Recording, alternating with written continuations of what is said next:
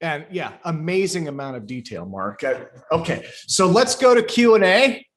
I will unmute Mark first. Oops. Okay. Testing 1, 2. Okay.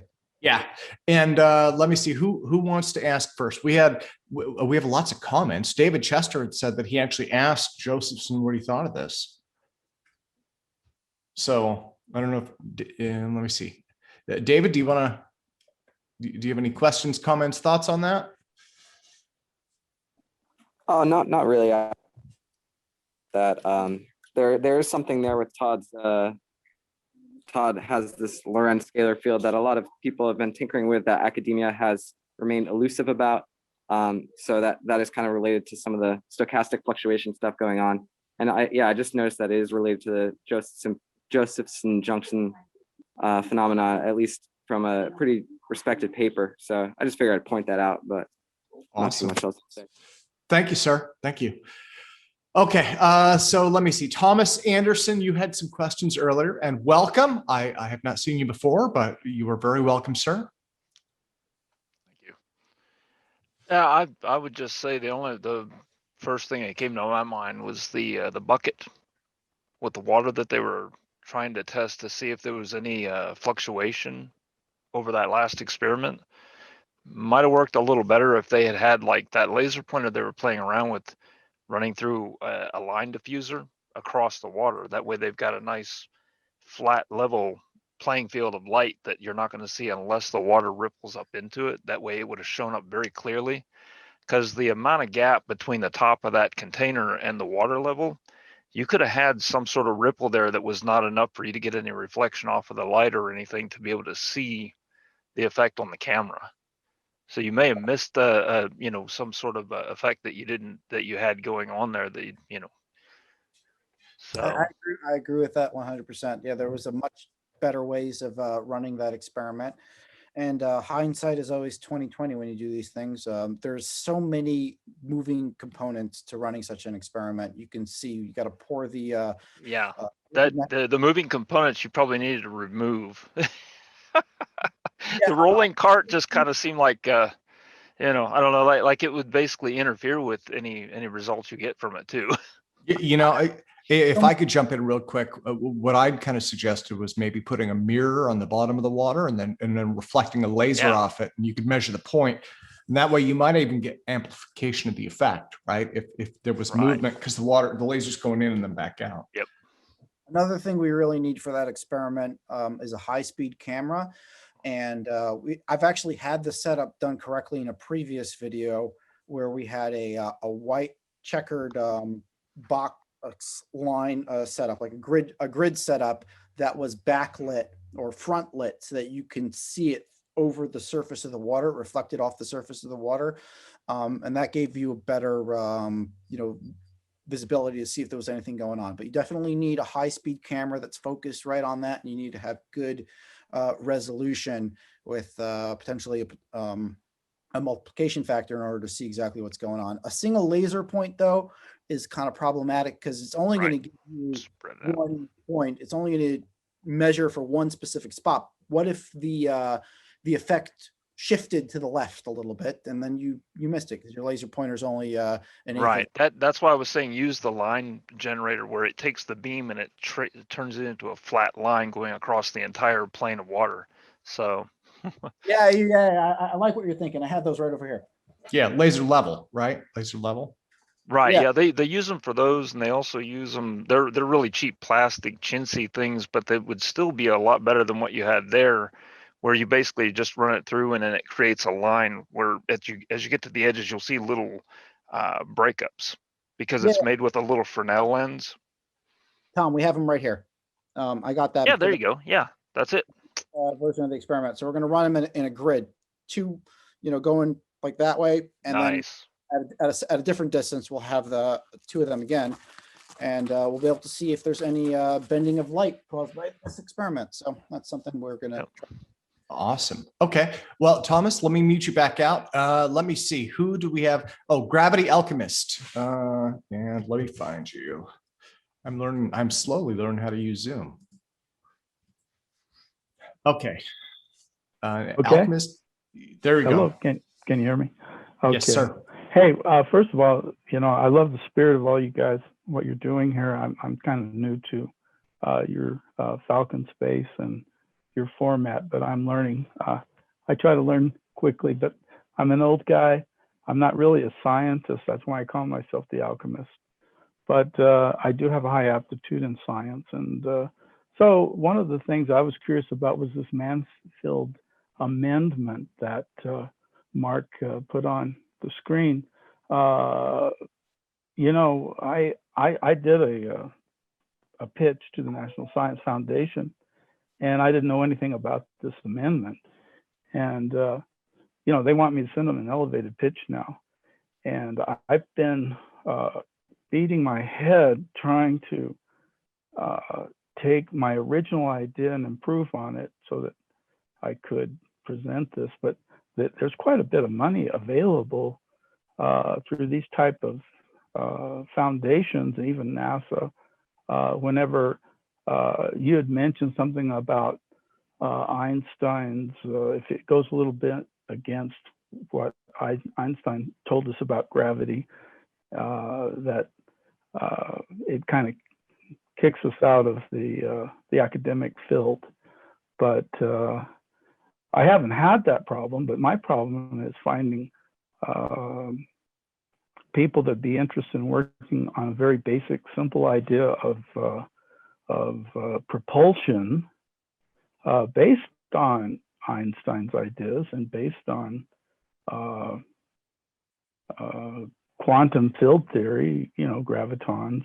Even the great Frank Wilczek, who has a lot of ideas, he talks about gravitons bombarding things with gravitons, and he knows that we haven't found gravitons yet, but he uses all this kind of vernacular to explain some of the stuff that he does.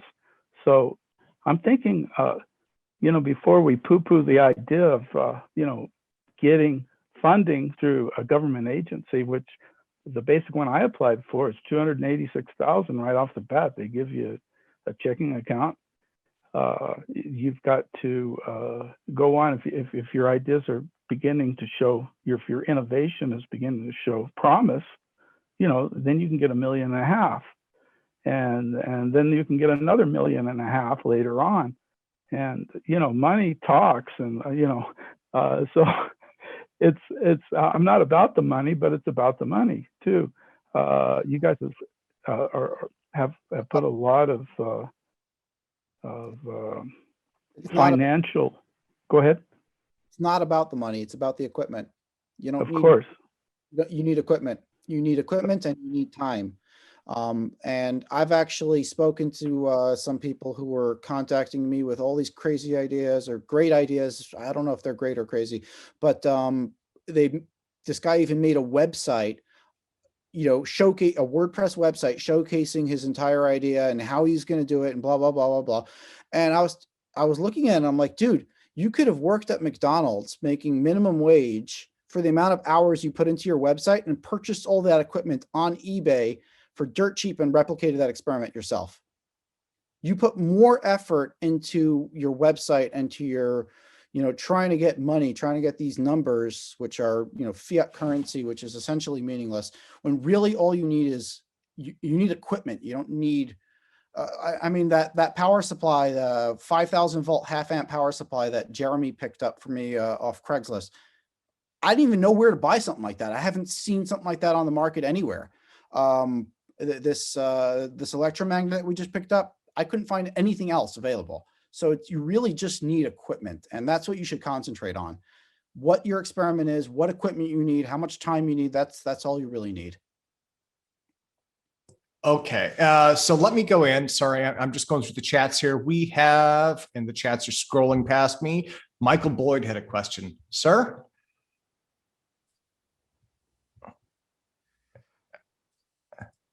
Okay, oops. And you know what? It looks okay. So it looks like Michael does not have his mic or camera on, or else it's not recognizing them. He didn't put the question in there. If he wants to enter that in, though, I can read it for him. I got it. You got it. I'm here. Okay. So what just so you know, Tim, I'm up on there twice. once is my laptop, Oh, the other is my big screen. sorry about that. Sorry about that. Okay, well, go for it. Go for it. It's just you know, I'm challenged visually. So Mark, my question is relates to your hypotheses about general relativity, space-time related. I'm curious if you think time is a metric, or is it an actual substance? Is it like a vector, or does it have direction? Is it like basically a lot of the argument is that we just make up time, but in general relativity, we learned that matter or mass causes space and time to warp. And I don't think about, when I think about warped space-time, I don't think about the billiard sitting on the flat sheet membrane thing. I think more about it as concentric spheres. And where, as you go closer to the matter, the density of space-time changes. So when you get really close to the surface of something that's moving, essentially that's where frame dragging increases. So the amount of delay between, let's say, electromagnetism and gravity increases the closer you get to matter. So my question, and that would assume that time is actually a substance, it's not a metric. So my question is, what are your thoughts on that? Do you think that time is actual stuff, or do you think it's just something that human consciousness or our culture created? I think it's a real thing, and I think when we pass on to the other side, we sort of transcend time to a certain extent, and as we evolve spiritually, over many reincarnations, you might get to a level where you're able to move back and forth in time, and there's many dimensions of time. I think it's an actual substance.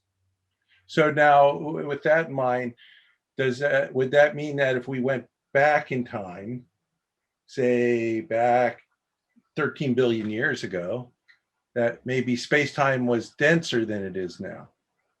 It's very possible. And then in the future, as we go to the future, would space-time become less dense?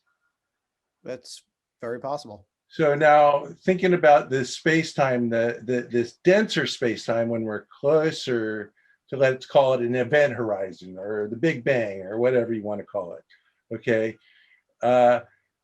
In general relativity, as the mass increases, time slows. As mass decreases, time goes faster. So that's correct. Basically, if we looked at something in the future, it would be invisible to us because it would be moving faster than we could see. It would appear to move faster than the speed of light in the future. And in the past, it would be slower. The speed of light would be slower, wouldn't it? Yeah, that's correct. I've actually read a book where somebody postulated something like that, that the 7 days of creation, if they were taken from right at the Big Bang, would equal 13.5 billion years. It was some religious people trying to bring the Bible into modern science. But yeah, I've heard lots of theories like that.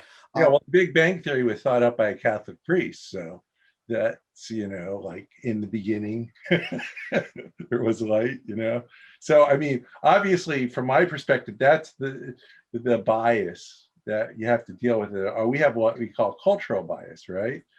Because and that's what we're trying to overcome.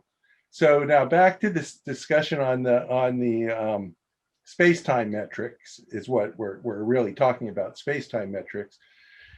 If like I'm describing, we have in the future, space-time is less dense and things move faster, and in the past space-time was more dense and things move slower, doesn't that make things like time warps and warp drives and all that kind of stuff possible?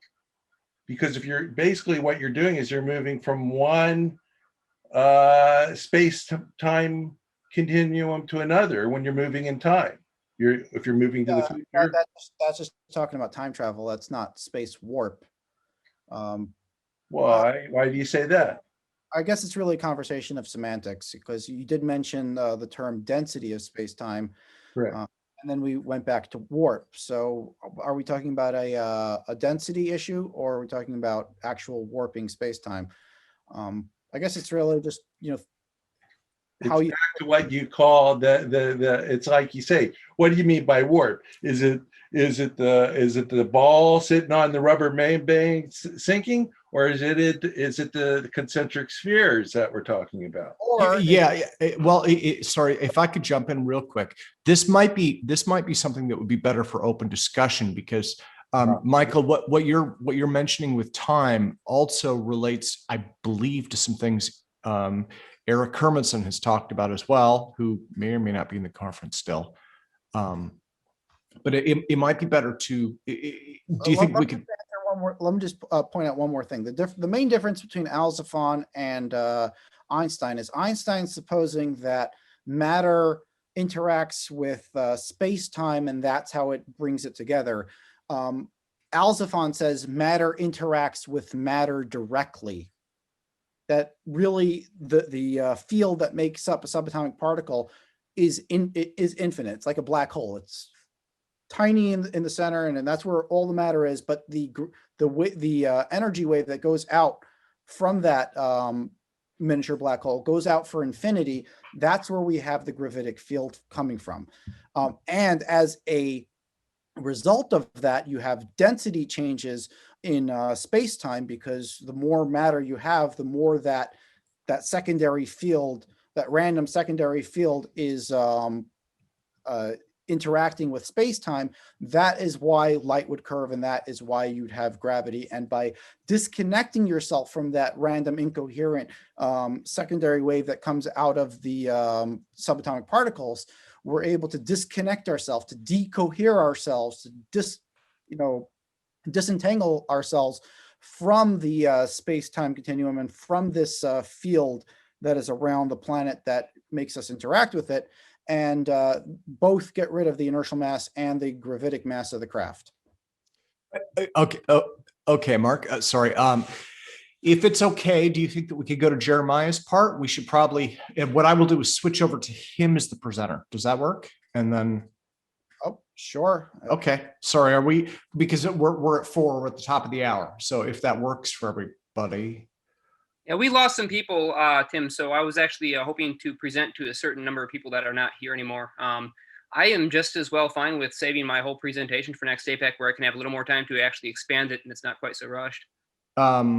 We are running quite long already, and so unless anybody in the chat wants to see this, I'm totally fine saving it for next one. Okay. Well, yeah, we could do that. Do you guys want to go to open discussion then? Okay, let's go for it. Okay, well, let's do that. So yeah, and I guess, let me see. I thought I saw Sam, Professor Red had a question. Oh, did he? Sorry, I don't see all the chats. So Sam, are you there? Yes, I was unmuted. So my question initially about time, I've been doing a lot of work which has to do with vibrations and modulation, where you have one vibration vibrating another vibration, or, you get a sum. And it appears that time is a vibrational construct. I mean, is it possible that because of our, the human frequency and the frequency of this reality, it's a sum of our vibrational interaction with the field? You know what I'm saying? Because it appears that on the quantum level, time does not exist on the quantum level. Which is why you can have things quote unquote happening simultaneously. But it seems to me that time is a construct because of the human frequency that we have there's a sum with the human frequency, our perception, we have a vibrational interaction, and out of that vibrational interaction, there is a sum vibration, and that's what we perceive as time. So you're saying time is created by our consciousness? I think it is, but I don't think it's an individual perception. I think humans, there are fundamental reference frequencies, let's say. There are reference frequencies, related to hydrogen and this reality. And there's certain reference frequencies that we all operate by. And so our interaction with the quantum field produces time and our perception of the reality. Because another species or someone operating with a completely different reference frame, they could interact with the quantum field, and their reality and their perception is completely different. They can be all places at the same time. They can pop in and out of reality in wormholes, but you could say we address higher things with a lower understanding. We're because I make things, all right. I have a drum product. It goes on the drum head. The drum head vibrates, and so what my device does is it vibrates the vibration of the drum head, and then I have another part at the center. So it's a vibration vibrating the vibration, vibrating the vibration, which is compound resonance. And the result that you get from that is pretty profound, So I'm not too sure about all these time questions. It's not really my forte. I'll be honest with you. I'm more concentrating on this technology and stuff that I can hold in my hand. And time is a pretty abstract idea. And we are going to run some experiments with clocks in them to see if there's a change in time and speed of time. But I see. Yeah. I see Michael. I think Michael is hoping to, so if we're an open discussion, I mean, do you think that's an acceptable, do you want to? Yeah. Okay. Go for it, guys. Okay. I'm curious, Mark, are you experienced with semiconductor physics? Semiconductor physics. Yes. So you know about energy band gaps in semiconductors. Like for example, silicon has a 1.1 electron volt band gap at room temperature. That's what I'm talking about. So if you understand that concept, going back to, we were talking about time being a substance, and would you consider the possibility that time has a band gap then? Sort of going along with what Professor Sam was talking about. Well, Michael, do you think with what Sam, actually, I was kind of hoping that you might be able to speak to Sam as well, because it seemed like you guys were on the same wavelength, kind of. So what I'm describing is, so essentially that we always assume that gravity propagates at the speed of light. But if to have what we're talking about, then gravity wouldn't propagate at the speed of light. So for example, in some circumstances, like when we're talking about frame dragging, for example, gravity is slower than the speed of light. There's a time delay between say the speed of light and gravity, or a propagation delay, as you would call it if you looked at it on your oscilloscope, for example. But if gravitation is faster, then in certain sense, if we're in expanded space-time, then the gravity would go faster than the speed of light. And if we're in the denser space-time, where we're closer to the matter, then the time would slow down and be slower than the speed of light. And that's the reason I'm asking about this is because I actually have done measurements at using nano bumps and nanopits that I fabricated on the surface of a hard drive. And this is what I observed, is that these gravitomagnetic fields, as they're called, propagate differently than the speed of light, than the electromagnetic fields do. But my understanding is that time and gravity, right? These metrics, and I think David Chester may be still with us. I mean, he is the physicist, but these metrics are all linked, right? And so changing gravity changes time, changing time changes gravity, and all three of those, and they're linked to EM as well. So I think what you're saying makes sense. Time dependent is the point. You can't warp space-time unless gravity is time dependent. Electromagnetism, on the other hand, is not time dependent. That's why you have the same speed, whatever the frame of reference is. The speed of light on the surface of Earth is the same as it is in outer space, and the same as on the surface of the sun, or the same on the surface of a black hole. The speed is always the same because it's independent of time. But on the other hand, gravity's not, or else it wouldn't warp space-time. Okay, is there any other engineering questions about the experiments we're working on?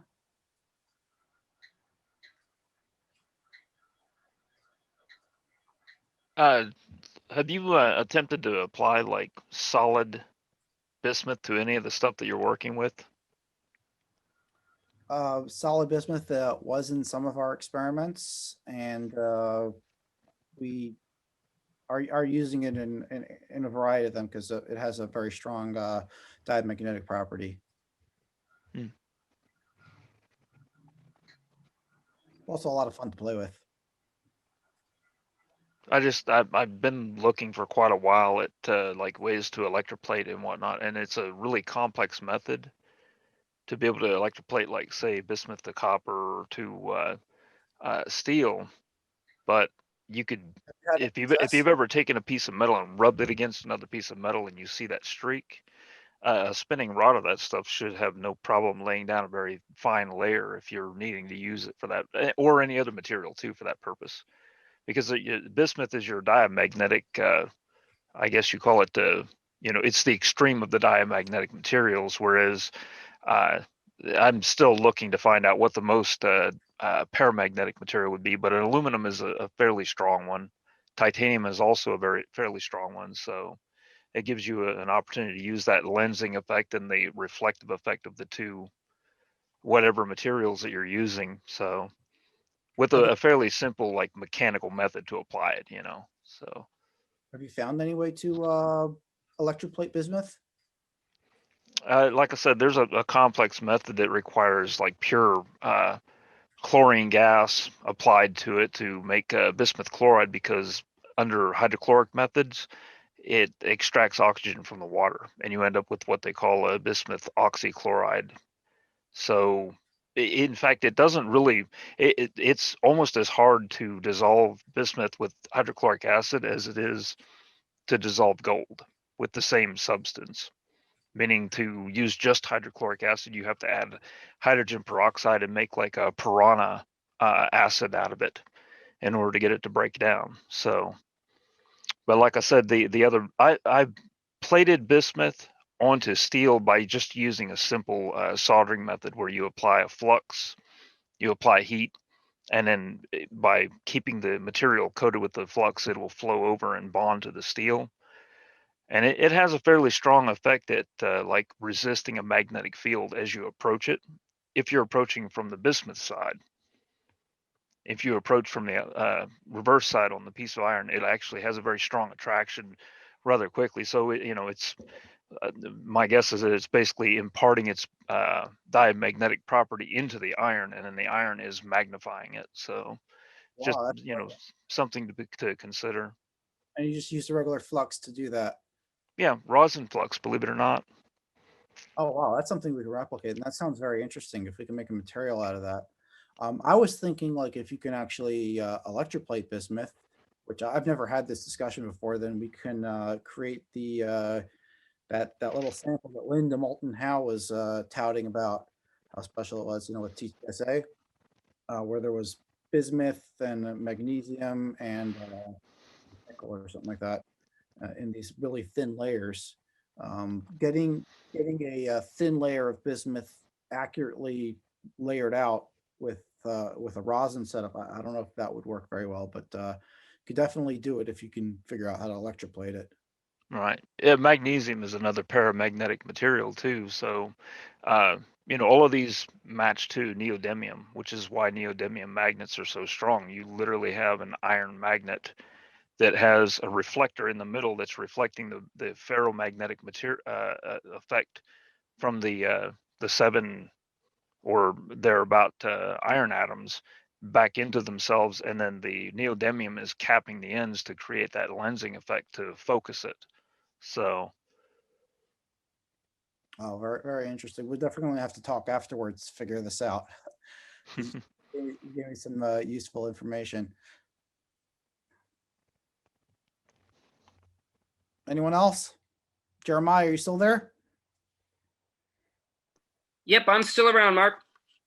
Okay. Would you want to run the laser experiment? Because I already have that set up. Hey, if you're ready to run that right now, let's just run it.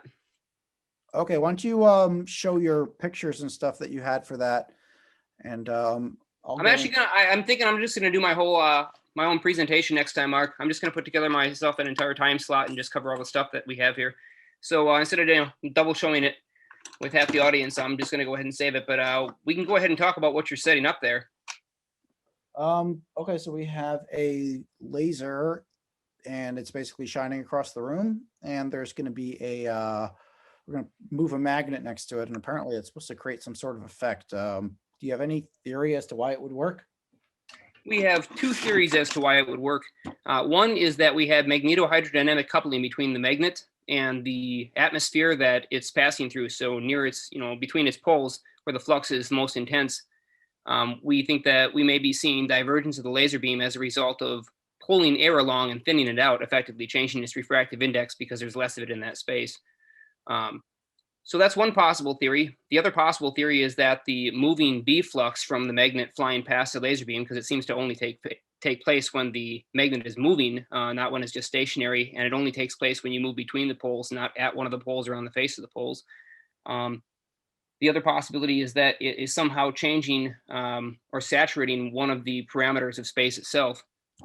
And as a result, it may be modifying a curl vector in one of the equations, causing the light to actually bend along either the magnetic or the electric component of the magnetic flux that's changing in that volume of space. So that's a possibility. We're not sure which one it is. We did see multiple times now a laser beam being diverted by a very small amount, by just maybe a millimeter or two over about a 40-foot distance, with a fairly strong magnetic field with at least 1.5 inches neodymium by 1/2 inch thick. And Mark's got a lot bigger magnet there, so hopefully this will work a little better. Hey, Tim, can we get Mark's cam up on full screen right now? He's got his cell cam logged into the chat. Yes, let me find him. Hold on. I've got 2 Marks. Spotlight for everyone. There we go. Okay, so that's going to be the results. Nice grid. Okay. You may want to show the second screen as well, because that's where I'm going to, right over here, I'm going to be moving the magnets. You might want to show both of them. I'm going to turn off the lights in here as well, so we can get. So what we've changed recently since last time is we've purchased a helium neon laser, and that is going to give us a lot better beam profile than the direct diode lasers that we were previously using. Hey, Mark, it looks like either you have some oil or striation on the surface of your mirror reflector, or you have it on the surface of your laser lens. You see those 2 lines coming out the left and right side. It looks like they just need to be wiped off, perhaps with some rubbing alcohol or Windex. Are you talking about the line that's on the barrel? No, you see the 2 lines coming out of your dot? It should be really perfectly round, but it's not. It may be, that may be stuff on your lenses, either on the laser itself or on a mirror if you're using one. There is no mirror, so let me get a tissue for that.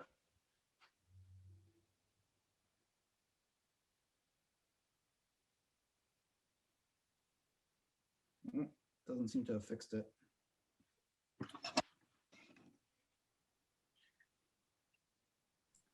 I wonder if maybe it's just a cheap lens. Well, in this case, it should actually be a glass lens. It's a helium neon gas laser. So, and that looks a lot better. You can see once he cleaned it off, now we have a round dot. There's still a little bit of scattering because of probably, you know, some dirt or some oil left on that thing. But you can see now it's lost its lines and its tendrils. And we do have some diffraction from what little bit of oil is left on the surface. That's those lines we see coming off at a diagonal from the bottom left to the top right. Okay, so now I'm going to pass the magnet next to the beam. There is the magnet. And I'm just going to move it next to it. If you can see any deflection. Over here, you'll be able to see where I'm moving the magnet. Now, you guys could conduct this experiment when you get the big electromagnet also, right? Absolutely, and that's one of the things we're looking forward to doing is running this with a solid state system where we're not physically holding one of the magnets. This is about the crudest and simplest setup that you can imagine. It's great because anybody can do it. It's terrible because it's incredibly inconsistent. But if you could actually get it to work with something this simple, which you do get tiny, tiny little motions with this of fractions of a millimeter at the distance that he's at right here, then it should be something that people can look into themselves in their home labs or with their equipment that they have. Do you see anything? No, but can you zoom in on that dot mark? I mean, your camera is definitely capable of giving us a much more zoomed in focus than what we are looking at right now.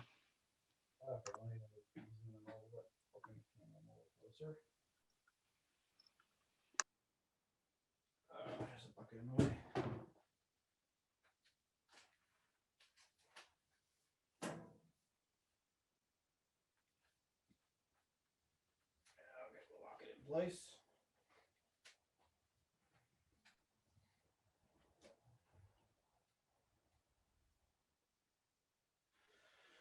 Okay.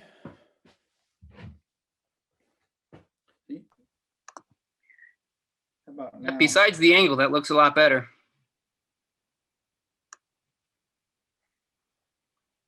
I'm not seeing much. You said you saw something, right?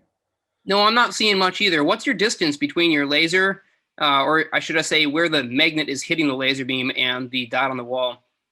How far are you actually going? This is probably around 12 feet. Oh, yeah, you're not going to see anything with 12 feet. That's why. Okay. Well, in that case, we could hardly notice it at 40 feet. Okay. Okay, then. You're using the same effect that they use in undulators, where they use like an array of magnets, and the frequency that they're oscillating changes the frequency of the light coming out of it because it's actually affecting the yeah, you're photons as talking they pass about between. synchrotron radiation. Yes. Where you produce light. Yeah, absolutely. It's we're basically looking for something similar to that, only we're measuring, you know, what a photon's response is to that. So we get photons, you know, out of a synchrotron. We get a special type of photon called synchrotron radiation, and it's different than a atomically emitted photon because it doesn't have the same wave shape due to the fact that it was generated synthetically, and you don't have to necessarily have atomic symmetry or natural logarithmic path movements of an electron in order to get that system to produce a electric field emission. But it's something kind of like that. We're wondering if there is a time-space coupling or if it's just simply a MHD coupling to the atmosphere using that as a lens. We would ultimately have to test the system in a vacuum in order to verify which one of the two it was.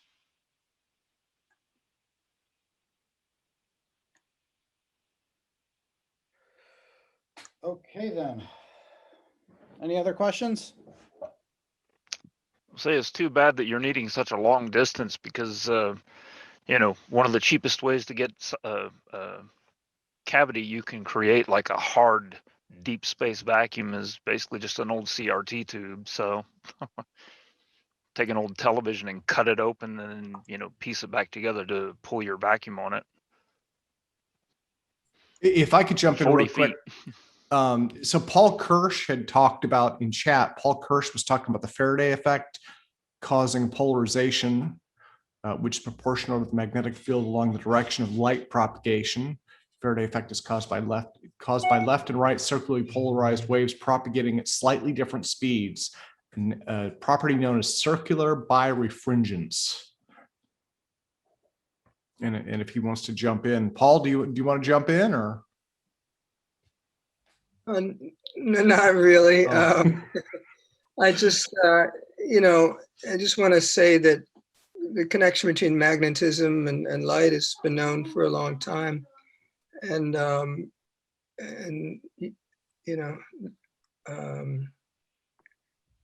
just thought it was relevant to what you were talking about. Can I ask you a question, Paul? One of the things in those systems that we noticed, and this was a discussion that we had following the last APEC conference, where that information was actually presented about twisting the light with a Faraday system like that. And one of the things that was pointed out to us is that most of those systems which are for sale or you can observe scientifically from university videos released, they're all using some kind of medium like oil or a crystal or some other solid thing that's within the magnetic field to twist the light, acting as sort of a lensing material. But the real question was, can it work with a vacuum with no actual crystal, medium, oil, or anything else in that magnetic field except for the vacuum of space and the laser passing through it? Can you still polarize or twist the light that way? And that's the question that we were having big discussions about, because it was said that you can't do it. You have to have some kind of medium to be effective. And we haven't gotten an answer to it yet. Oh, so yeah, I think what he's asking is, can you do it without having a medium in between it, right? Like a crystal or something like that. Can you do it just by putting the magnetic field near it? Yeah, I don't know. And I just want to say I laud you guys for your experimentalist approach. I like that myself. I think you guys are great. Thank you. I guess, Tim, I can kind of clarify the question. It's coming down to this one big thing. Is space nonlinear in the same way that we can make a nonlinear crystal? Or is it fairly linear and the fields would have to be tremendously huge, almost astronomical, to even notice these effects? That's the big if. Yeah, yeah. And again, that's probably a David Chester question. I'm curious if you're going to do that with electromagnet instead of a. We are. So absolutely, we are. That's our next step. With the electromagnet, you could keep the magnet stationary relative to the beam, and you should be able to see the beam deflection basically by sending in, changing the polarity of the magnetic field, kind of like you do in a Hall experiment. Right. The thing we were wondering is, if the electromagnet does work, then it proves it's the effect of the magnetic flux on the space itself, and we can test it in a vacuum chamber to verify or deny that. But if it turns out not to work with the electromagnet, but we can get it to work with the moving magnet that we swing past by hand, it indicates that there's some kind of link between the actual momentum of the material the magnet is made of and the interaction of the field itself. And that would be rather interesting. It would link us back to, what's his name? The guy with the Mercury rotating system. Theron Keaton knows him. I always forget his name, starts with a W. Anyways, it would depend on whether or not it's linking to something local, or if it's causing a greater effect than the J curl vector of space and time. So that's what we're trying to test for.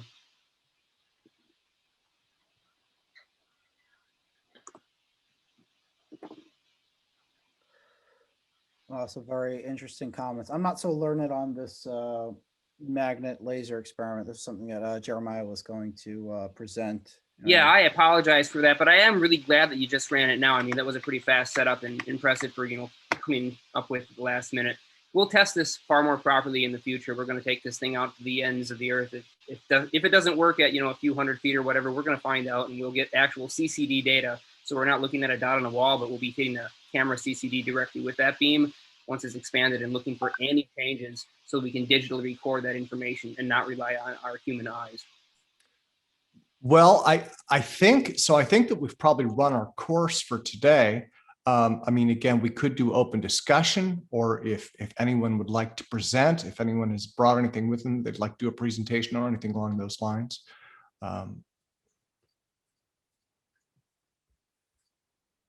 And I don't know. I see we have a lot of new faces here today. Eric James Rowells, welcome. Who else is new here?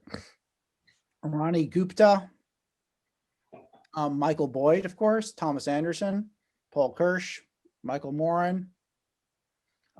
Was Vlad here before? Toaster Oven was definitely here before. I have no idea who that is. Yeah, no, and actually Vlad's a friend. He runs zpenergy.com. So Oh, cool. Welcome. yeah. And then we do have a lot of new faces though, which is really exciting. So which is why we plan on doing this presentation. We did run over some of the stuff we've done in the past, but I thought it was important to rehash everything, get it all in one video, one concise presentation, so that you'd have it all in one place. And it's a good introduction for everyone who just joined us. well, if I could jump in really quick.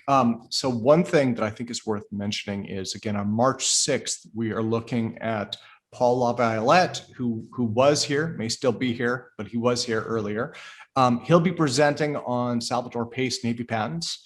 And I think he's looking at that from the perspective of his subquantum kinetics theory. And then we're also going to have Mike McCullough, who is going to be talking about quantized inertia.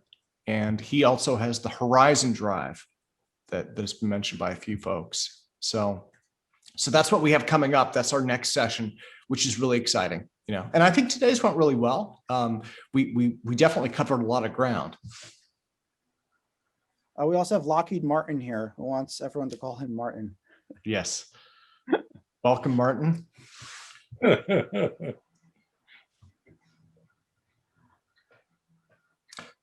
Okay, well, should we just open things up for anyone who wants to speak? I could stop recording or I could keep recording. It's up to you guys.